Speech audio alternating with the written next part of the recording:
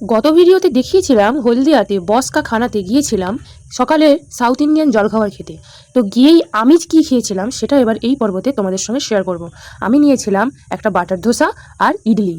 খাবারের শটগুলো দেখেই কিন্তু তোমাদের জিভে জল চলেই আসবে, কারণ খাবারগুলো ছিল এতটা লেজিজ। আর আমার এই আউটফিট দেখে তোমরা প্লিজ ভেবো না যে এই গরমেও আমি এরকম সোয়েটার আর মাথার মাফলার দিয়ে আমি এইভাবে ভিডিও বানাচ্ছি। তাহলে আর চিন্তা করতে হবে না, এই বাটার ধোসার মতন আমিও ধোসা হয়ে যাব। সে যাই হোক, খাবার নিয়ে একটু নাচানাচি করে ভঙ্গিমা করে অন্তত প্রথমে আমি ইডলিটাকেই চুজ করলাম। এবার চলো একটু ইডলি খাই। নারকলের চাটনি দিয়ে এই ইডলিটা এত সুন্দর খেতে লাগছিল, মানে তোমার কোনো অংশে তোমার একটুও কোনো একটা যে টক ভাব থাকে সে টক ভাবটাও মনে হবে না।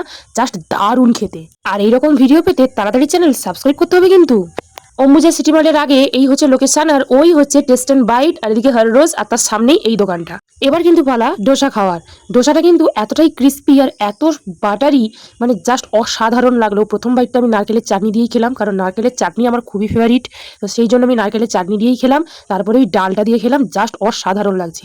ডোসাটা তো আমি এমনিই খেয়ে নিচ্ছি, সেটাই এত সুন্দর টেস্ট লাগছে। মানে খাবারগুলো তো পুরো চুমু খেতে, এবং ডোসার ব্যাপারটা তো পুরো মাখনে মাখামাখি। আমি খেতে থাকি, এবার তোমাদের বলতে থাকি। তোমরা যারা ভিডিওটা হলদিয়া থেকে দেখছো তারা কিন্তু অবশ্যই কমেন্ট করে জানিও। আর এই দোকানে কে কে খাবারগুলো খাও প্রতিদিন এসে, তারা কিন্তু অবশ্যই কমেন্ট করে জানাবে। তাহলে আমিও বুঝবো এরকম সাউথ ইন্ডিয়ান খাবার সকালের জল খাবারে কার কার খেতে ভালো লাগে।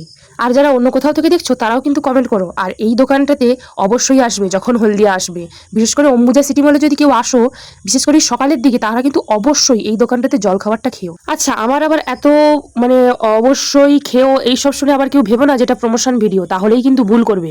আমার ভালো লাগলো তাই তোমাদের সঙ্গে শেয়ার করলাম। তাড়াতাড়ি শেয়ার করো যাতে তোমরাও এখানে আসতে পারো।